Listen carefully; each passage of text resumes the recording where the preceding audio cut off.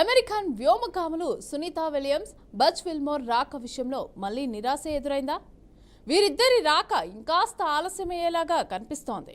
International space station నుంచి వీళ్లను భూమిపైకి తీసుకొచ్చేందుకు నాసా, స్పేస్ ఎక్స్ సంయుక్తంగా క్రూ 10 మిషన్ చేపట్టింది. అయితే ఇవాళ జరగాల్సిన ఈ ప్రయోగం చివరి నిమిషంలో నిలిచిపోయింది.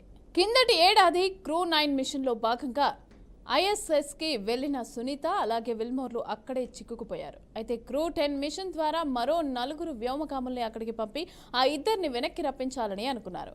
ఫ్లోరిడాలోని కెనడీ అంతరిక్ష ప్రయోగ కేంద్రం 39A కాంప్లెక్స్ నుంచి రాకెట్ ప్రయోగం కౌంట్ డౌన్ సైతం దగ్గర పడింది. అయితే చివరి నిమిషంలో సాంకేతిక సమస్య తలెత్తడంతో ప్రయోగం నిలిచిపోయింది. రాకెట్ హైడ్రాలిక్ సిస్టంలో సమస్య ఉత్పన్నం కావడంతో ప్రయోగం నిలిపివేస్తున్నట్లుగా నాసా ప్రకటించింది. ఇక దీంతో 4 వ్యోమగాములు బయటకు వచ్చేశారు.